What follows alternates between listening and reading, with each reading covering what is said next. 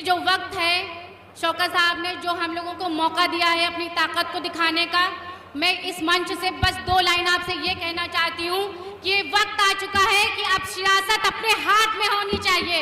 हम सिर्फ दरी बिछाने के लिए नहीं है, हम किसी के पीछे झंडा लेकर चलने के लायक नहीं है। अब सियासत हमारे हाथ में अगर नहीं आई तो आने वाले टाइम में हमारे नौजवानों को यूं ही कुत्तों की तरह घेर कर उन्हें मारा जाता है। हाय आदाब सलाम नमस्कार सत श्री अकाल, मैं रोशन कुशवाहा और आप देख रहे हैं times of Sitamarhi. Times of Sitamarhi में आपका स्वागत है। जी हाँ, मैं अभी जो बात करने जा रहा हूँ, आपने बीते दिनों देखा होगा कि जो यूपी के यानी उत्तर प्रदेश के शौकत अली साहब ने एक लखनऊ में बहुत बड़ा जलसा करवाया था ऑल इंडिया मजलिस इत्तेहादुल मुस्लिमीन को, और उसी में एक एडवोकेट जूही राजा ने जो बातें कही वाकई में काबिले तारीफ थी। और वैसे ही शेरनी एक से एक ऑल इंडिया मजलिस इत्तेहादुल मुस्लिमीन में शामिल हो रहे हैं। और बिहार चुनाव से पहले जी हाँ, साफ उनका कहना था कि आप लोग सावधान सतर्क रहे और अपनी क़यादत को पहचानो। कहीं ना कहीं जूही राजा साहब का साफ साफ इशारा था बिहार चुनाव को लेकर कि आप लोगों को पता है कि 2 से 3 महीने में बिहार में विधानसभा के चुनाव होने वाली है और ठीक 2 साल बाद यूपी में यानी उत्तर प्रदेश में चुनाव होने वाले। इसीलिए अभी से ही जो यूपी के प्रदेश अध्यक्ष शौकत अली साहब लग गए हैं और अपने पार्टी में आए दिन लोगों को ज्वाइनिंग करवा रहे हैं, सदस्यता ग्रहण करवा रहे हैं। और इस बार कहीं ना कहीं जो यूपी में अखिलेश यादव को भारी पड़ने वाला है, जिस तरह से अखिलेश यादव कहीं ना कहीं जो मुस्लिम वोट पे उछलते थे कूदते थे, इस बार 27 में अखिलेश यादव को भी पता लग जाएगा। जिस तरह से बिहार में देखा आपने कि गठबंधन के लिए प्रस्ताव भेजा, लेकिन तेजस्वी यादव की तरफ से कुछ नहीं आया और फाइनली लास्ट में वही जवाब मिला, जी हाँ, कि हमें तो कुछ मालूम ही नहीं था। इसी को लेकर साफ साफ इस तरह एक तरफ जहां बिहार में इस बार पता चल जाएगा तो तेजस्वी यादव को, तो 27 में यूपी में अखिलेश यादव को पता चलेगा। जिस तरह से जो जूही राजा जी ने अपनी बातों को रखा है, पहले हमें वो सुनना चाहिए। आइए सुनिए उनकी बात। मैं आप सभी का तहे दिल से बहुत शुक्रिया अदा करना चाहती हूँ। मंच पे बैठे सभी लोगों को मेरा सलाम, सामने बैठे सारे भाई बहनों को मेरा सलाम।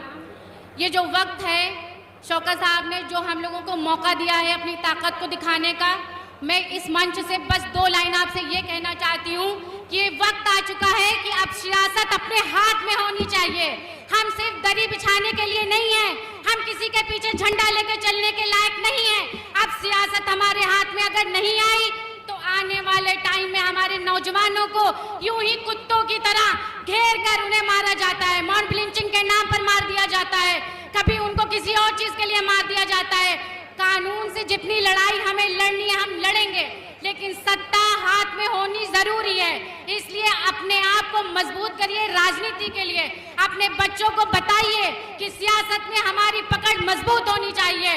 और इंशाअल्लाह जिस दिन वो वक्त आ गया ना कि हमारे बच्चों को मालूम होगा कि सियासत क्या होना क्या है, उस दिन आपको पता चलेगा मजबूती किसे कहते हैं। वो मजबूती की हमें जरूरत है। इसलिए ओवैसी साहब को मजबूत करिए, शौकत साहब को मजबूत करिए, इनके हौसलों को बुलंद करिए, अपने आप को तैयार करिए आने वाले वक्त के लिए, ताकि कि हम सत्ता में अपनी भागीदारी दे सके इंशाअल्लाह। मैं आपसे बस यही उम्मीद करना चाहती हूँ कि आने वाले टाइम में हम इसी तरह मजबूती से डटे रहेंगे। बहुत बहुत शुक्रिया। तो आपने सुना, साफ उनका कहना था कि अपनी क़यादत को पहचानो। लेकिन जिस तरह से मौजूदा जो दौर चल रहा है, अभी जो राजनीति चल रही है, जिस तरह से ऑल इंडिया मजलिस इत्तेहादुल मुस्लिमीन के, इस तरह से जो ऑल इंडिया मजलिस इत्तेहादुल मुस्लिमीन के नेता बिहार हो या यूपी हो, जिस तरह से एक्टिव है, धरातल पे है, वो कहीं ना कहीं आने वाले दिनों के लिए ऑल इंडिया मजलिस इत्तेहादुल मुस्लिमीन के लिए संकेत अच्छा है। और आने वाले भविष्य में ऑल इंडिया मजलिस इत्तेहादुल मुस्लिमीन एक नामी पार्टी यानी नेशनल पार्टी होने जा रही है। इसमें कोई शक नहीं है, संदेह नहीं है।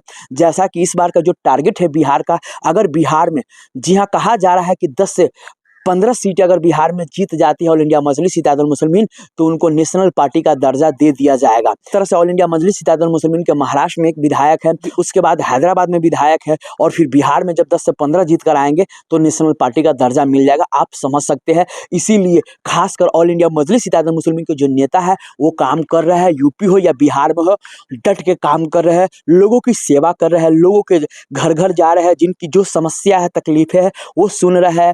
जैसे गली नली कहाँ क्या खराबे है वो दिखा रहे हैं ऑल इंडिया मजलिस इत्तेहादुल मुस्लिमीन के नेता। तो साफ है कि कहीं ना कहीं जो बिहार में सबकी निगाहें टिकी हुई है, तो भैया ना जेडीयू पे किसी की, ना भाजपा पे, ना आरजेडी पे, ना अदर पार्टी पे, ओनली सबकी निगाहें टिकी हुई है ऑल इंडिया मजलिस इत्तेहादुल मुस्लिमीन पे।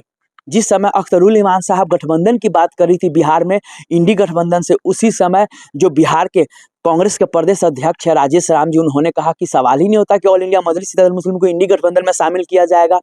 तो उसी समय एक भविष्यकर्ता ने कहा था कि कांग्रेस का ये अहम उसको ले डूबेगा, और कांग्रेस से ये भविष्यकर्ता ने कहा था कि ये मेरा भविष्यवाणी है कि कांग्रेस से अधिक विधायक जीत कर आएंगे ऑल इंडिया मजलिस इत्तेहादुल मुस्लिमीन के।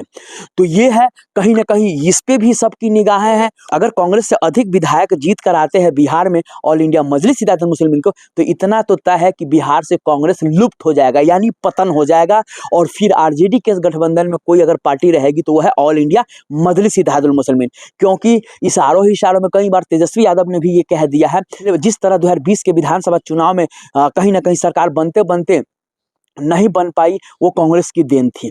और इस बार भी कहना है कि भैया कहीं जगह मीटिंग में इशारों में साफ कांग्रेस को उतना महत्व भी नहीं देते। आप देखते हैं साथ में लोकसभा का चुनाव हो तो मुकेश सहनी को लेके घूमते थे। तो यही चीज़ है, कहीं ना कहीं इशारों में साफ कह दिया है कि अगर कांग्रेस इस बार बेहतर प्रदर्शन नहीं करेगी तो फिर कांग्रेस का क्या होगा वो तो।